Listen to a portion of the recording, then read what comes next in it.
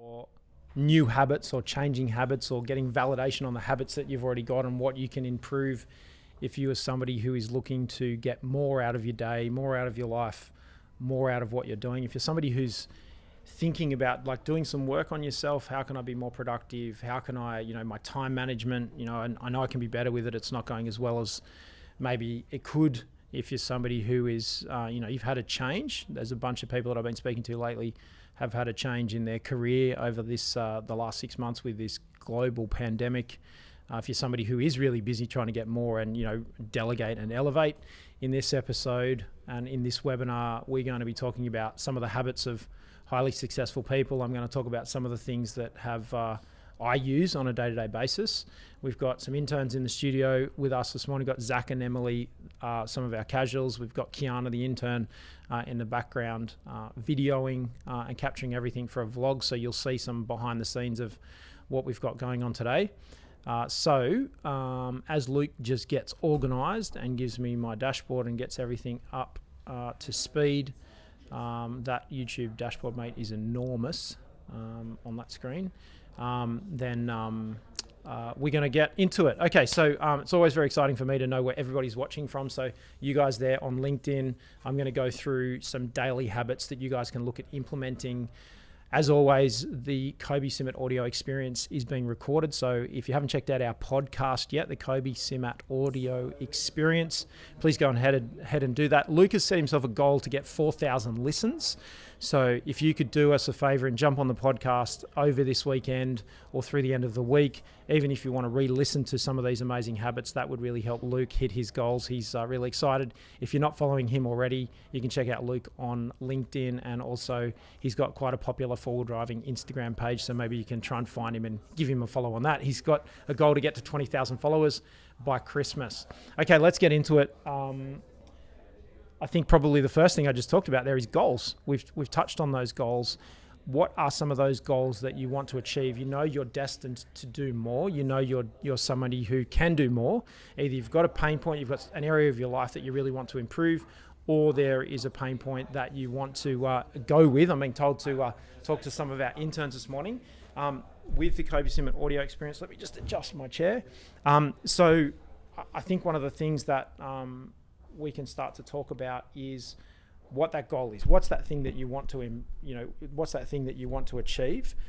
It's not necessarily the case that I set out to grow best practice as a big business. I guess I just enjoy helping people. And so what we thought we would do today is start to talk about some of the things that I do on a day-to-day basis, maybe some of the things that I've been thinking about it,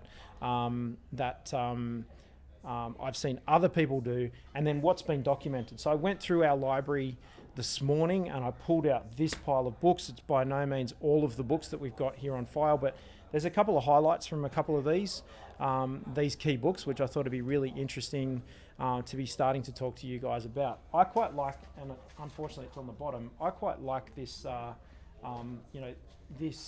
title of this particular book, which is The Perfect Week Formula. How's that sound to you guys?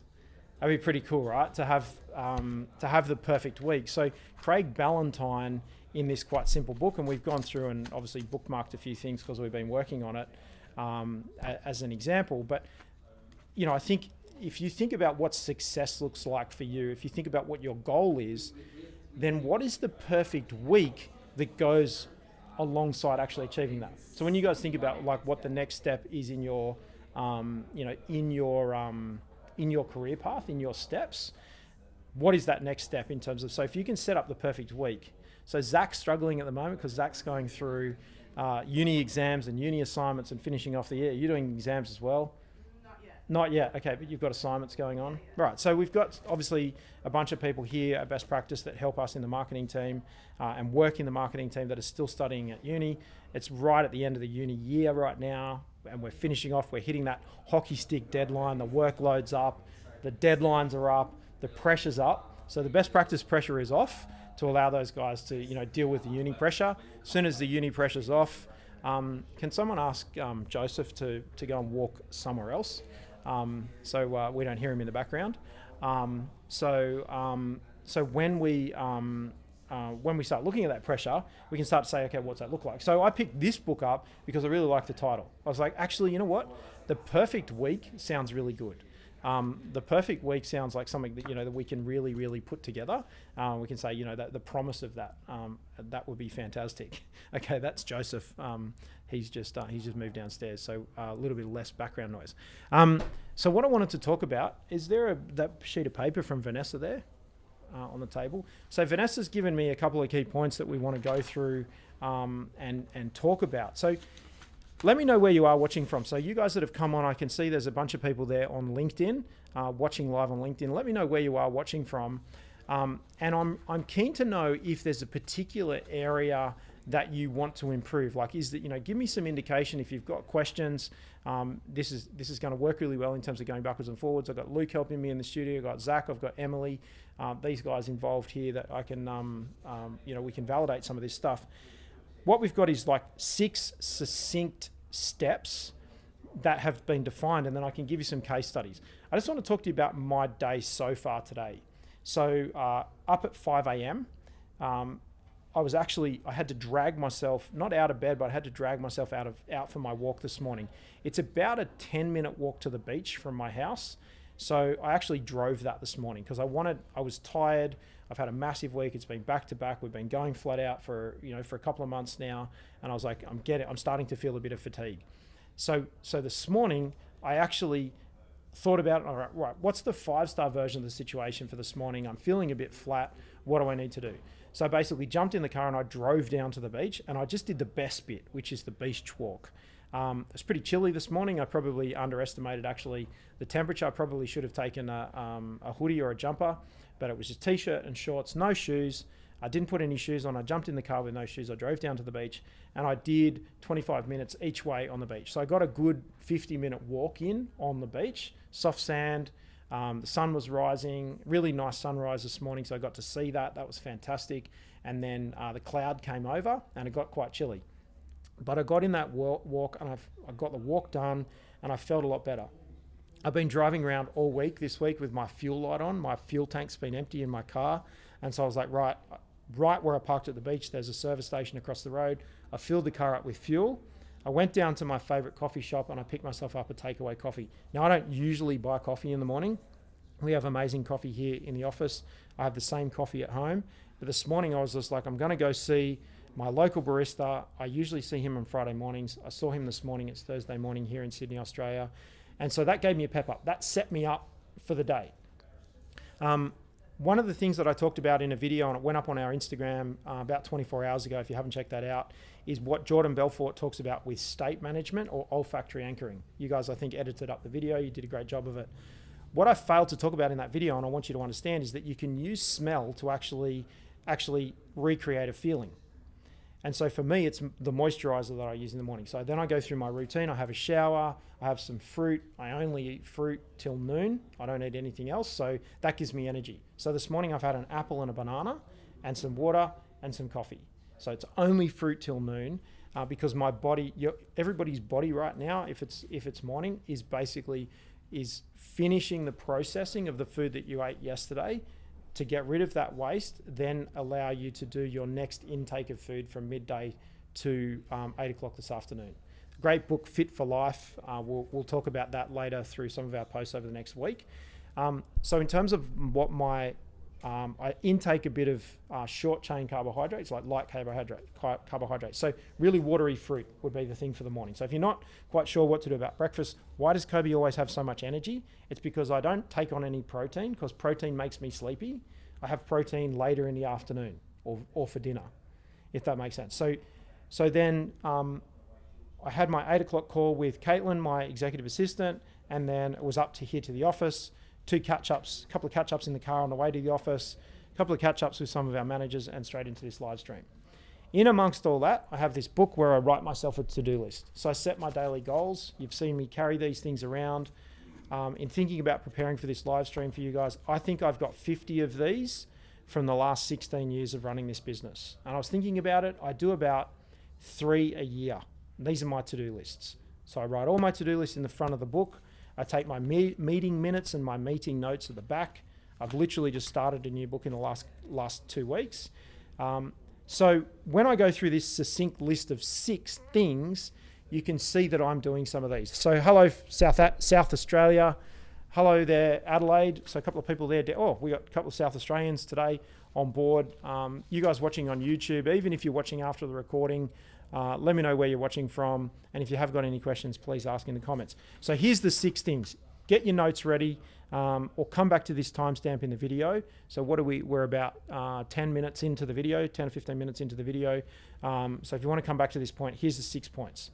I'm going to go over them and describe them in more detail. Daily goal setting. So my daily goal setting is my to-do list for the day. I sit down and write my plan. I do it on a Sunday or a Monday. I write my plan for the week. Actually, that's predicated on already that my whole calendar is set with all of my meetings, but we'll come back to that. So daily goal setting, be results-oriented, be people-oriented, stay health-oriented, stay honest, and self-disciplined. And let me go through what that looks like. So daily goal setting. Right, today I need to get these things done. We talked in one of our previous live streams about the must-dos, the should-dos, the must-dos, the should-dos, and the nice-to-dos. So in thinking about today, what are the nice-to-dos versus what are the must-dos? So for me, being results-oriented, I need to get through that. We covered this ABC formula. Thank you, Luke. We covered this ABC formula in a previous video. There it is there, which is the must-dos, the should-dos, and the nice-to-dos. So when you're going to be daily goal setting and managing your time, we want to be doing the must-dos, the should-dos. The nice-to-dos, leave them to the end. I don't check my email until 9 o'clock at night. Like it's after dinner and after my son's gone to bed. That's generally, I might glance at it through the day. Now, I'm not saying necessarily do that. I do obviously get some help with my email. Caitlin checks my email. She's looking at it. I've delegated that. So the nice to do is to check my email, but in fact, what's happening is I've delegated that. And that's that element there at the bottom, which is delegate. So if there are specific decisions or there's specific information that I need, I take from an email perspective, I'm taking the information in at the end of the day. But Caitlin is looking for anything that's essential in terms of people needing information from me. She can give it to them, or she's basically, or she's looking for specific decisions. So she'll pick those out. We'll go through them if it's urgent about the middle of the afternoon. But you can understand how my day is set. So I'm also, I'm dealing with things at the end of the day, which is, I'm trying to get all this stuff done for you guys as a priority, and I'm being people-oriented first, email-oriented second. Essential people know that they can get me via text message or direct message. So that's how we've moved this instead of this depth of email. And I think that's one of the cardinal mistakes that people make is actually it's email first. It needs to be email last. It's counterintuitive. So then the next thing is in terms of being results oriented. So what are the goals that you're trying to achieve? What does success look like? For a business, revenue. It's customers and revenue. Then it's profit. Then it's get organized. And so how do the goals and the activities that you're doing fit down into that? So you guys in the marketing team, for example, that sits at the top. You guys are doing work at the top of the funnel. That is how many people see the post, how many likes does it get, how many comments does it get, how many subscribers does it generate, how many then leads is it against that. So we've got more subscribers, we've got more likes, we've got more awareness, we're getting more leads.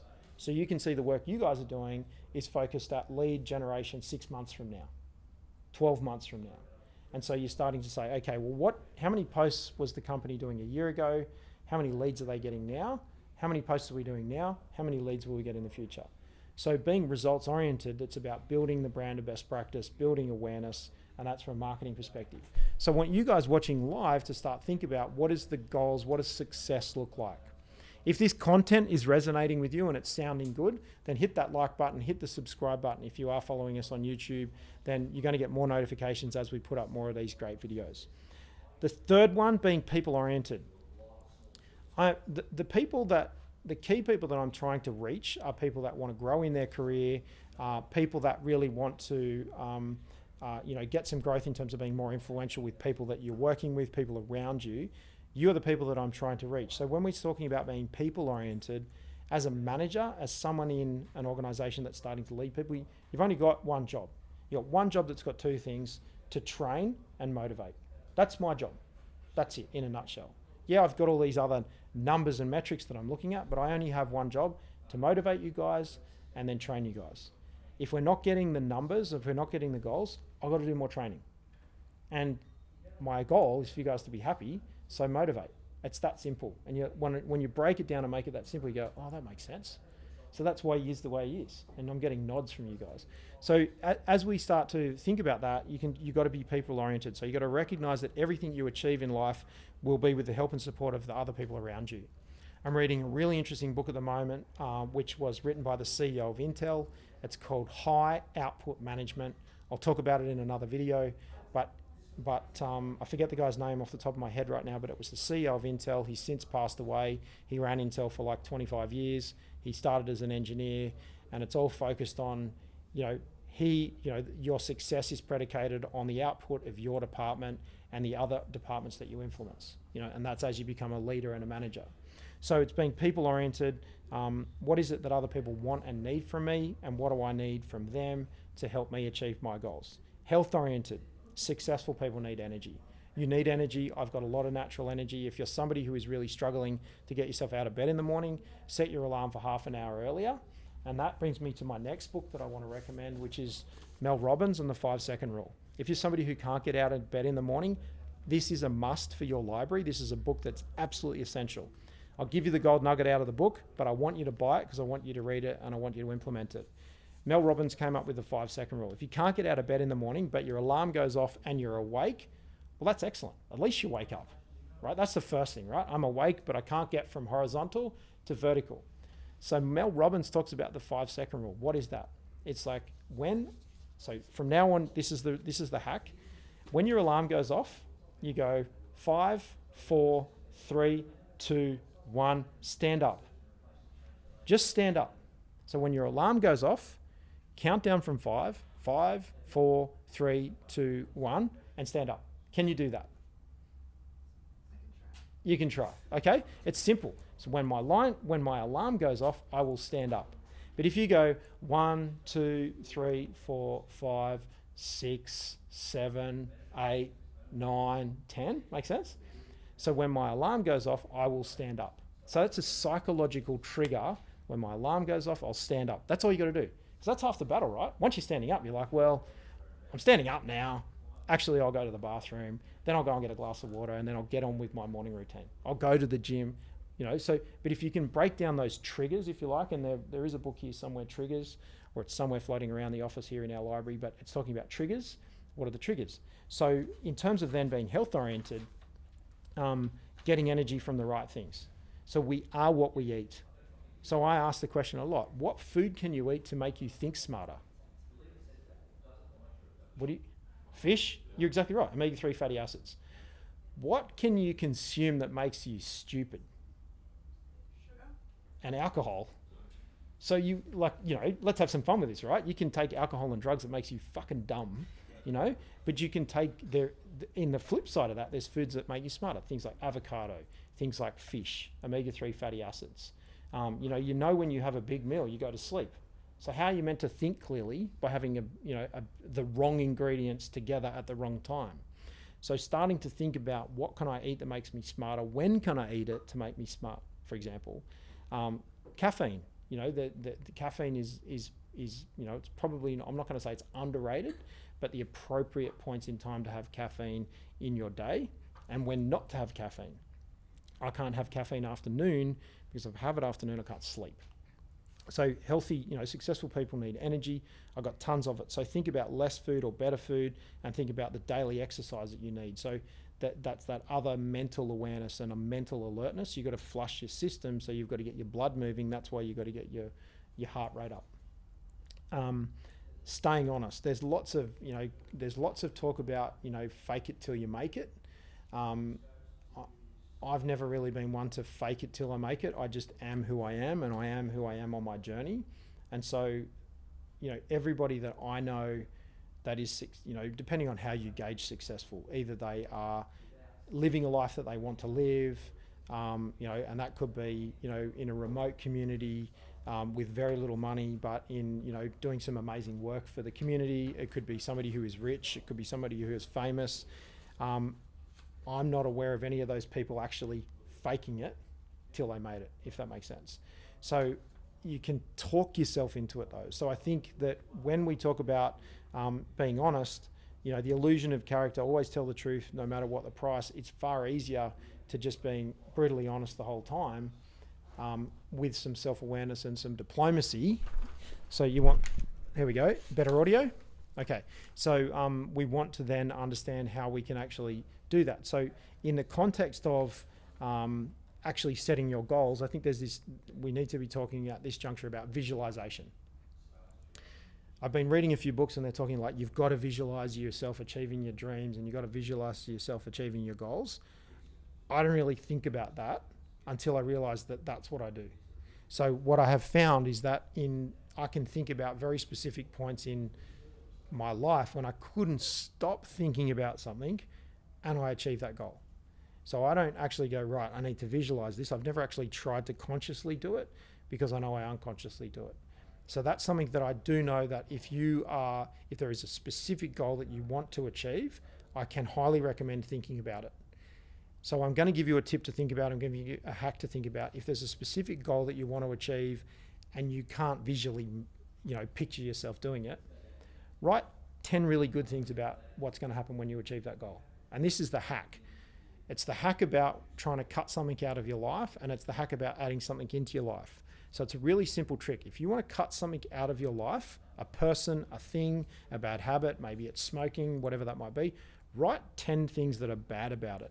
10 things that you don't like about it. So if it's a person that you want to get over from a relationship, if it's like a bad habit, smoking as an example, you can write the 10 things you don't like. That is focusing on the negative, and then you will move away from it because you're elevating the pain. And humans are designed to move away from pain. That's why we call fight or flight. Get yourself ready for the pain or fly away from the pain. If you want to talk yourself into something, it's good, but you can't quite motivate yourself, write a list of the 10 good things. The worst thing you can do, so successful people don't write lists of pros and cons. They assess risk and they manage risk, but they think about the upside. I've got a goal for myself. I'm not scared of that goal. What are the things that could go wrong that are going to prevent me from actually achieving my goal? They don't write a list of pros and cons. They don't worry about the risk. They say, if that happens, what am I going to do about it? Not what if that happens. There's lots of this, what if it happens? I'm scared of this. It's really scary. What if? Then you go, that's fine. What if? What am I going to do about it? So it's what if and what am I going to do about it is the question. So visualizing goals and being honest with yourself, I think, is really important.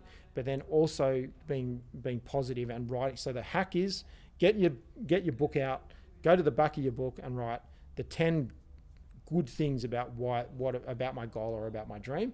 Then you're telling your subconscious by writing it down. You're going from conscious to unconscious. You're telling your subconscious and your unconscious mind, this is a good thing and these are the reasons why. And that will actually accelerate you forward. It's one of my hacks, and I'm consciously telling you guys because that's what I've been doing subconsciously. I write all this good stuff down and I'm not reeling it. Now people are talking about journaling and writing lists and all this sort of stuff. That's what I've been doing. I write this stuff down and go, these are the good things about it. These are the features, and I'll do my analysis that way, but I only focus on the positives. Okay, and the last one is self-discipline. So self-discipline is about, it's about getting into a routine. Discipline, not disciplining yourself because you did something wrong. It's about maintaining discipline. So it's about I work on a function that I just get up at 5 o'clock every morning, weekends included. I make sure, I literally don't need to tell myself to go to bed because I pass out somewhere just after 9 o'clock. Anywhere from 9 to 10, I'm passing out. A late night for me is 10:30. I'm an old man now, that's the case. But I want you guys to think about that is your actions need to map against your goals. So your mind is, I want to achieve these goals, but then you're like, fuck it, I'll do that tomorrow. I'm going to stay up late. Or fuck it, and I put the alarm into Zach's phone, go to bed. We put an alarm into Zach's phone, which was, telling Zach to go to bed as a bit of a jest or a bit of a joke. But I've got an alarm that goes off on my phone at 10 o'clock every day. It says, bring the joy. It's a reminder for me to be people-oriented, that it's about the people around me to bring energy and bring joy. So you can set some alarms in your phone. It doesn't just need to be get up out of bed.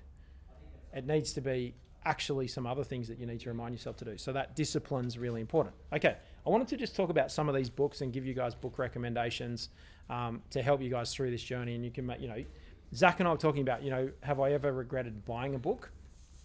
There's one or two or three books that have saved me millions of dollars. They've helped me earn more money by implementing what's in the book. So they are great recipes for success, literally recipes for success. The first one obviously is Mel Robbins' The 5-Second Rule. It's 5, 4, 3, 2, 1, stand up. That's exactly the case study she talks about in this book. It is all about getting out of bed, counting down 5, 4, 3, 2, 1, stand up. So when my alarm goes off, I will count down from 5, then I will stand up. That's it. So you guys, you now know, you've got the information, you know what you need to do for those of you that like sleeping in. Pick the time, actually get up and get on with the day. Let's get those goals. Let's get some success. So that's Mel Robbins. Great book, absolutely fantastic. Brian Tracy. This is, the original work of Brian Tracy. Let me just tell you when this book was published. I'll find it 1 second. Here we go. It's coming up right now on this page. This particular book was published in 1944. No, it wasn't. That was when he was born. 2002. This is one of the original, this book was published in 2000. So Brian Tracy, born in 1944, published in 2002. Brian Tracy, focal point, a proven system to simplify your life, double your productivity, and achieve all your goals. I think that's a pretty cool promise. Simplify your life, double your productivity, and achieve all your goals. So this is an original piece of work that has influenced a lot of these other books that we're going to be talking about. We don't need that one.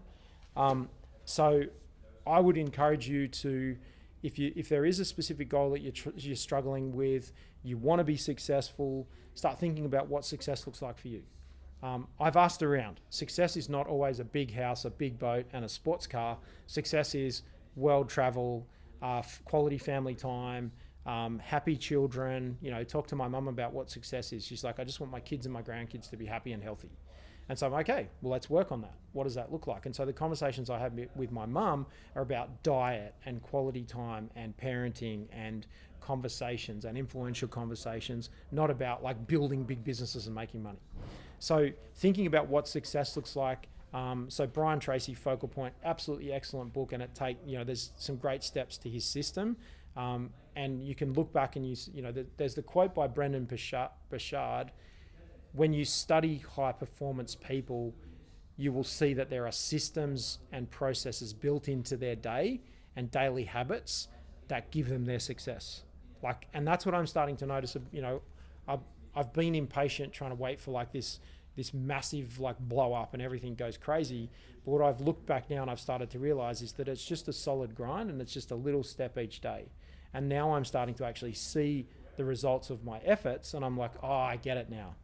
It's like walking up a staircase. It's pretty consistent, and it's just one step each day up that staircase, and it's just a long, straight staircase.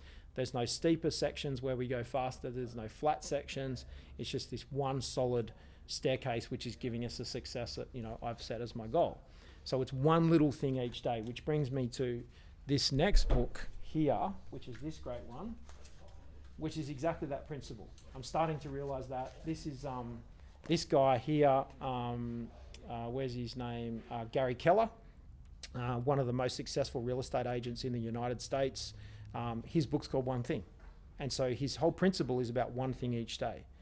So one small thing each day adds up to 365 things in a year. You actually can achieve an amazing outcome. So you guys have got big goals right now. You're getting your university degrees. That's excellent. You focus on that. Don't sort of beat yourselves up that I'm not achieving anything. That is a big thing. That degree will go with you for the rest of your life. And that's important. I've got a Bachelor of Applied Science. I know people are ragging on colleges and university. I still think it's excellent because they teach you how to learn. And so I can learn really quickly because I've got my college degree. I've got my university degree. So do you need to go into a bachelor degree? No, you don't, but I want to encourage you to do the work and be able to be critical of this. University and graduate degrees teach you to be critical of these concepts. Actually, yes, is it going to work? Yes, it will work. A penny just dropped in my head about another issue, which is some of our people here at So people here at Best Practice tend to be quite skeptical. I've just realized it's because we've got lots of people with university degrees and it trains critical thinking. So that would make sense. So our psychometric testing here at Best Practice is skewed towards critical thinkers. That makes sense. So that's hilarious. So I apologize for that. You can see how my mind works. Excellent book by Gary Keller. The one thing, before you go and buy this book, have a listen to Gary Keller on Tim Ferriss's podcast. What we'll try to do is come back and edit the description on YouTube of this particular video. We'll come back and talk about this. But the Gary Keller, Tim Ferriss podcast episode, it's probably about 12 months ago, back in 2019. I listened to it, and that's where I bought this book from, hearing him speak on Tim Ferriss' podcast. That's an excellent book. I want to talk about the original thinking principles, or the fast and slow thinking systems, by Daniel Kahneman. This book here, Thinking Fast and Slow, by Daniel Kahneman, is it's a doctorate. So he's a doctor. This book won the Nobel Prize for Science and Economics when it was published, defining and documenting the two thinking systems. So our fast thinking system is our conversational thinking system. We're on autopilot. We're just taking all of our paradigms. We're taking, all of our inputs, all of our life, and that's just forming part of our conversation. I'm using my fast thinking system right now. The slow thinking system is the critical thinking system, when we've got to stop and critique and make important decisions. What Daniel Kahneman talks about is how you can actually manipulate your mind to make better decisions by putting yourself under stress. So for those of you that really want to get high performance out of yourselves and want to take the masterclass, it's a hard read, this particular book, but it's highly recommended reading. I read it about 5 years ago, and it significantly impacted my career, how I think, how I run this business, how we do things here at Best Practice. It's 26 hours if you listen to it on Audible at normal pace. Highly recommended. It's an important business book to have as part of every business library in any career. So whether you are a person who's a manager, whether you're part of a team, whether you're an employee, or whether you are starting to run a business or be involved in running a business or part of running a business, absolutely important book in terms of understanding how people think, how they react, your goal is to train and motivate people. How can you do that more effectively? Okay, I thought just from a topical perspective, Tiny Habits reinforces Gary Keller's work. Zach was asking me before we went live, are there books with common themes? Absolutely. You take Brian Tracy's focal point, and then, what's in the one thing and what's in Tiny Habits, small changes that change everything. If you want things to change, things have to change. So taking some of these principles and adopting them on a daily basis. We've been talking a lot lately about Scaling Up by Vern Harnish, one of the books that we talk about. In the first paragraph of the first page, he talks about successful people read for an hour to 2 hours every day. So an hour to 2 hours every day. So if you can do 15 minutes, you're going to be better than 95% of the population. It's going to give you an unfair advantage. I've got an unfair advantage over everybody. I've got all the knowledge out of all of these books. It's an unfair advantage. But it's accessible. Like, it's absolutely accessible. So you've got public libraries, a lot of this stuff's online, it's accessible, Audible, they're cheap. All of these books are about, they average from $20 to $30 each. I've got somebody scouting for books secondhand for me. Kevin James, who works here at Best Practice, is constantly looking for all of these books for $1 at book sales, at swap meets, at garage sales. So once you've got your list, you can find the really accessible ways to do it. Most of these books, you'll find them secondhand for $1. Okay. So Tiny Habits, good book to implement. Next one, you want to go to the masterclass from the man himself, Tim Ferriss, is Tools of Titans. You can see this book has got, it's got some fading on the cover. I've had this book for about 6 or 7 years. It's chapters of the high performance hack from every single one of Tim Ferriss's interviews on his podcast, where he interviews some of the most successful people on the planet in sports, in entertainment, the routines of and habits of billionaires, icons, and world-class performers. So the habits, the tactics, routines, and habits of billionaires, icons, and world-class performers. This stuff's all here. It's all documented. These high-performance people have said, here's how I do it.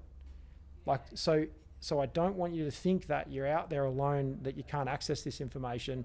It's all here. If you were going to buy one book out of everything, out of everyone here, it would be this one. So Tim Ferriss said, I'm going to write myself a playbook, which is like, it's like my playlist. I just want the hack. So when I have a situation happen in my life, I want to go back to like a little journal that gives me my recipe book of how to solve that problem or that situation. And then he was like, actually, I could publish that. That's how this came about. So if you listen to Tim's story, The Tools of Titans. There are a couple of people out there now that are the final books.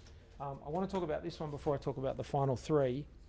Carol Dweck, Mindset, out of Stanford University. I'm pretty sure it's Stanford University that she's coming out of. It's got a foreword by Bill Gates, or recommendation by Bill Gates. Carol Dweck is widely regarded as one of the world's leading researchers in the fields of personality, social psychology, and development psychology. If you can't do something, and this is really important with kids as it is with yourselves. If you can't do something, I can't do this. Carol Dweck says just add one 3-letter word at the end of that. Yet. I can't do this yet. And that's, the one gold nugget in this particular book is I can't do this yet. So it's having this, being a successful person is about, it doesn't happen overnight. Like you can't say, oh, tomorrow I'm going to be successful. I think it's fair to say that you be fair with yourself and you say, actually, it's going to take some time to get there because it takes time to practice and I'm going to get better and better at what I'm doing. And that's what Carol Dweck says. She says, I can't do this yet. And it's just flipping that switch and saying, oh, okay, I can't do it yet. So I'm going to keep going. I'm going to keep working on it because I'm going to keep experience. People say, oh, we want to hire people with experience. It's because I've actually made a bunch of mistakes and I know the mistakes to avoid. That's experience. Make sense? Oh yeah, the penny's dropping over here in the gallery. So Carol Dweck is saying, I can't do this yet. So it's that constant seeking better performance, seeking improvement, seeking change, constantly on a quest to find a better way of doing things and implementing trial and error and trial and error. So Carol Dweck's book, I do recommend it. I would ask you to have it as part of your collection. It is a great book, or get hold of it, borrow it, read it. Get the knowledge, suck it in, and then use it. But her principle there of the growth mindset, talking lots about the growth mindset, is I will figure this out, basically. So it's persistence and tenacity. I will figure this out. So, and avoiding I can't do this. And even with kids, I'm doing this with my 9-year-old son. I can't do this yet. So every time he says, Dad, I can't do this, I'll be like, yet. Dad, I can't do it. No, I'm not doing it. You can't do it yet. And so I just keep saying that as that's my parenting style with those guys. Let's talk about 3 characters. These 3 authors of these 3 books are characters. They're worthy of following on social media. These 2 gentlemen, so Dean Graziosi and I'll come back to that one, Brendan Burchard, both have very similar backgrounds, similar network. They're both involved indirectly with Tony Robbins. This guy, Brendan Burchard, when you study high-performance people, you will see their systems and processes built into their day. And he talks about high-performance habits. He talks about getting clarity, so clarity about what to do and when to do it, maintaining your energy, focusing on necessity. We talked about that, the must-dos, the should-dos. Then he talks about productivity, which we talked about our to-do list. Then he talks about influence, being people-focused, and then he obviously courage. So if you read the book and you go, okay, I know how to do it, then it's just about having the courage to make the decision.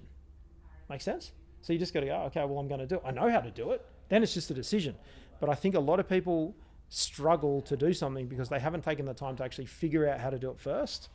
So it's like, if you can break that down and go, this is really scary. Okay, this is really scary. Check in and go, if it's really scary, that's a signal to go and learn more about the steps.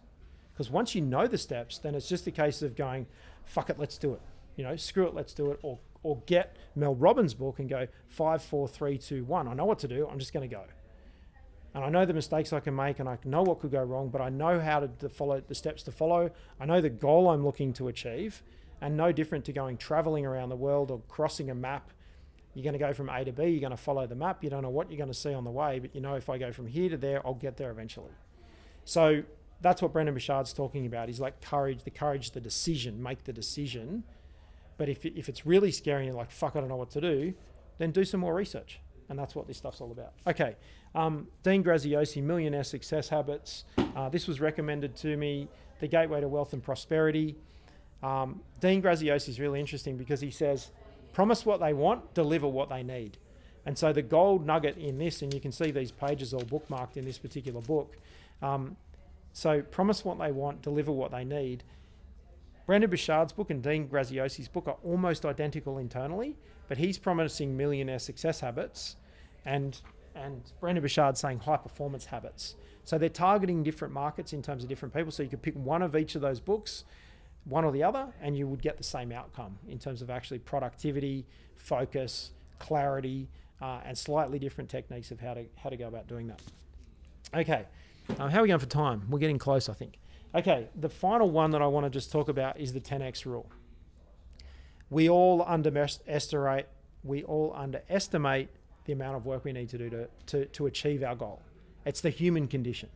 So what Grant Cardone says in the 10x rule, he says 10x your goals because it makes them really exciting, it makes them really scary. So think about a goal that you've got, then 10x that. So what's a goal you guys have got in, like, give me in thinking about the next 12 months, what does success look like? Good question. Like, get uni finished, I get that, but what else? I suppose just in terms of personal goals, maybe with LinkedIn, like I think right now I'm at 600 followers, which Yes. I've come across probably the past year. Mm-hmm. So maybe hit the 1K, for example, just like a small goal. Okay, Maybe so another one. 10x that, 10,000 in the next 12 months. So Zach is just talking about like LinkedIn. He likes the platform. He's using the platform for some of his uni work and his business degree. He's got 600 connections or followers on LinkedIn. He's just saying, oh, it'll be pretty good over the next 12 months to get to the 1,000 mark.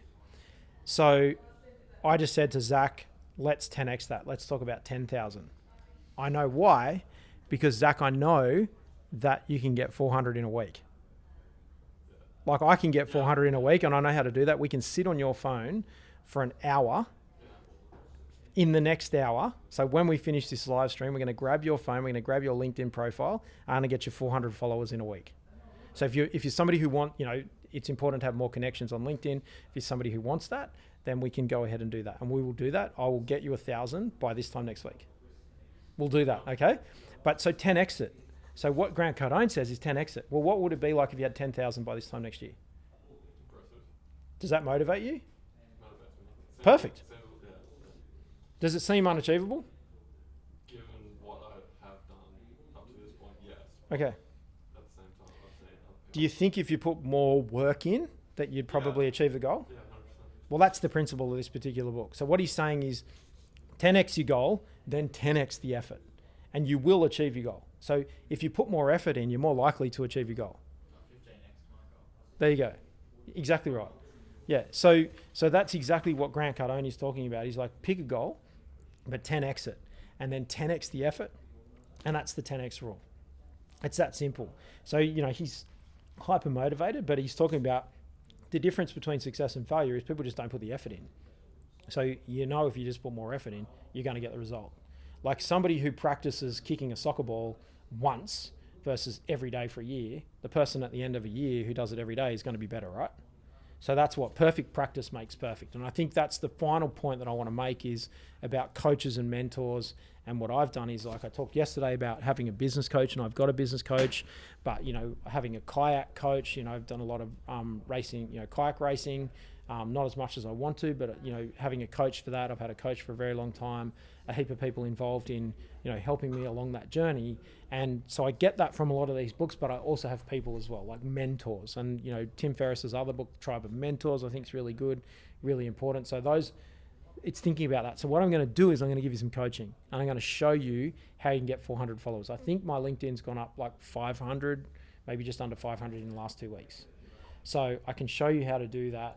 And we can do that really, really quickly. It's a no-brainer, and you're going to go, oh, actually now I know what to do. So I'll show you. So getting someone to show you what to do, that'll be my final point, is that people, whether it's me, if I've done something that you want to do, ask me questions and I'll show you how to do it.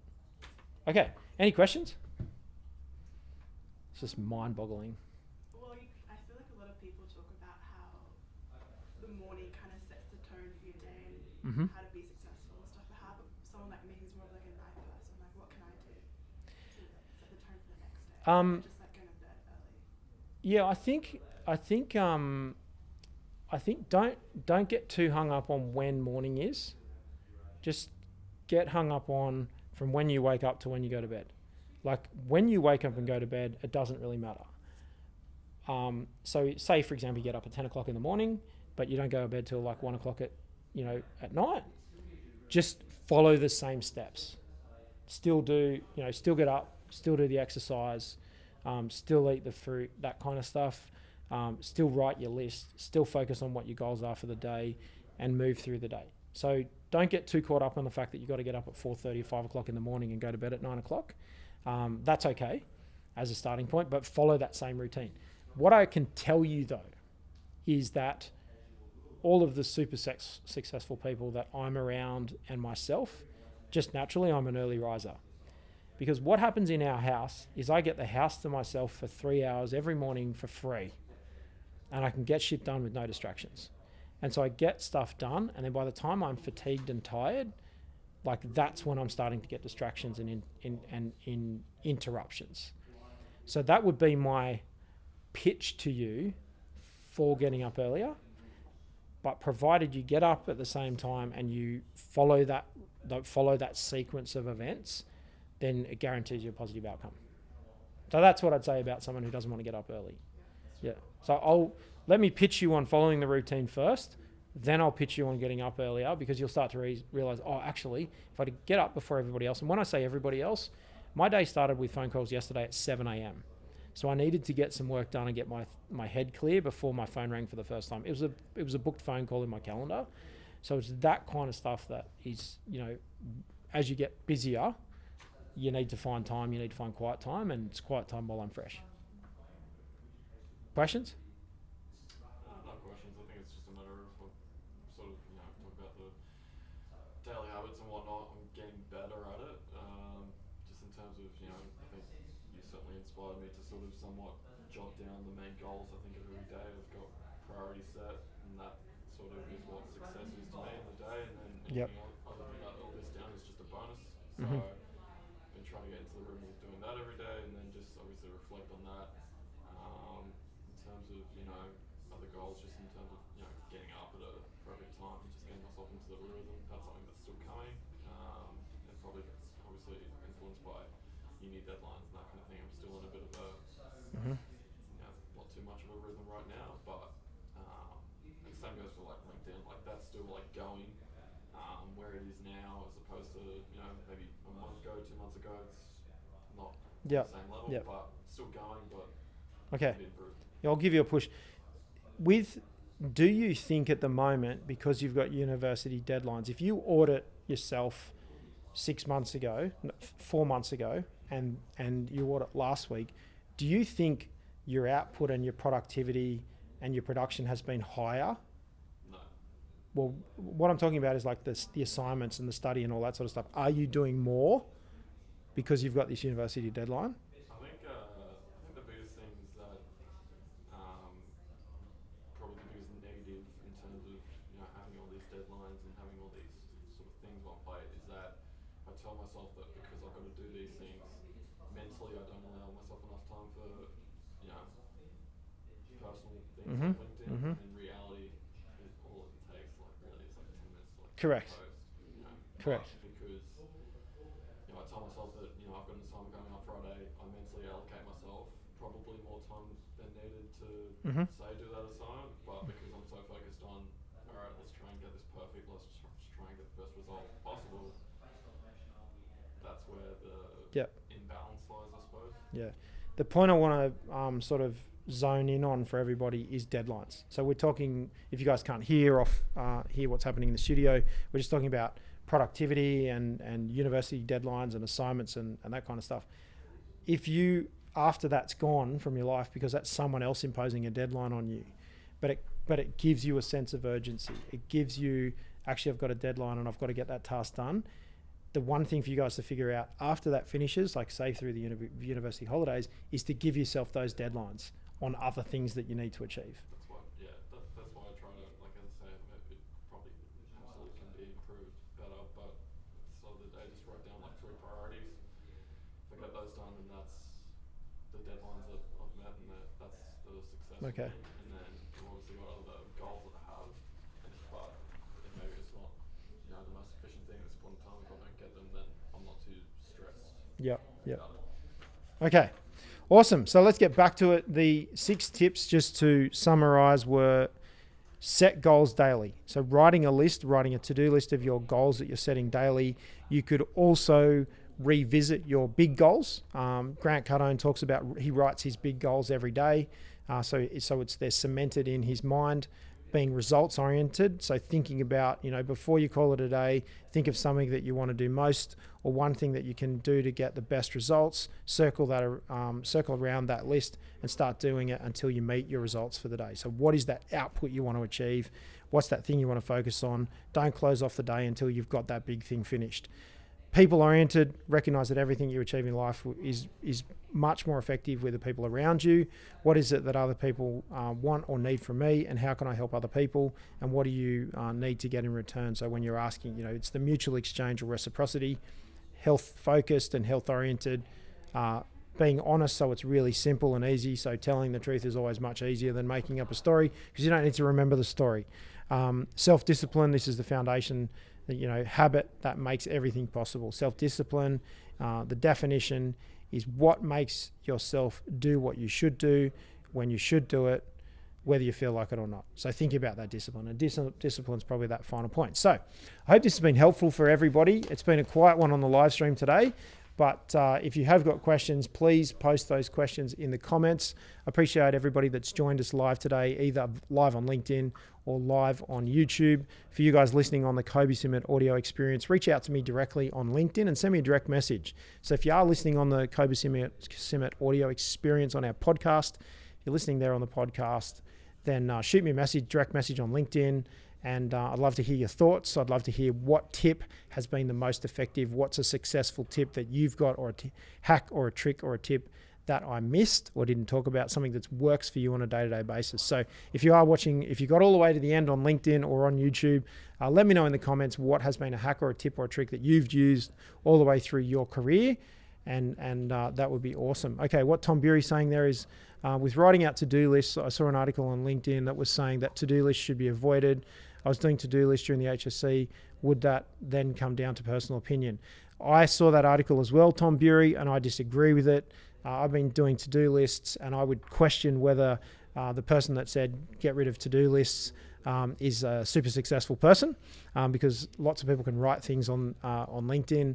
I absolutely write a to-do list. What the article was actually saying is that if you don't finish the list, you start getting anxiety, and the article was more focused on how to avoid anxiety than it was about to-do lists. So absolutely write the big important things down, and write the things down that you need to do and you need to get done to achieve your goal, whatever that might be. So me, for example, buying a property. So I'm looking at investing in another property. I need to organize the lawyer. I need to organize the finance. I need to go and actually agree on a price with the person that's selling it.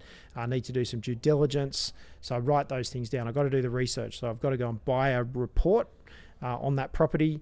I need to commission a consultant to look at the property. I need to get the lawyer to do the contracts, and I need to get the bank to approve the finance. So I'll write those things down, and then I can break those sub parts down so that I can go and get organized for that investment property. So they're big, hairy things. Uncomfortable. I've got to make some phone calls. I've just been making some phone calls prior to this live stream on a construction project. I've been procrastinating on making that phone call. The phone call's made. I've placed the order for the materials. They're going to come in mid-December. So it's doing those big ugly things so those things can keep moving, and then you just, you deal with the next thing as you go. So Tom Bury, absolutely to-do lists. Go ahead and keep writing those. Okay, I'm just about out of voice. We have polished off the best part of an hour. So if there is a specific topic you want me to talk about or a specific question you've got, please reach out to me directly or post it in the comments below. Don't forget to hit that like button, hit that subscribe button. So hit the like button to give us some indication that you actually enjoyed this, and it really helped you guys with what you're doing, and I appreciate that. Thank you very much. And if you don't see us out and about over the next couple of days, you will see us right here next time on YouTube, next time on LinkedIn, and next time on our podcast. And I hope you've all enjoyed the Kobe Summit Audio Experience podcast. I look forward to joining you right here next time on Best Practice TV. Bye for now.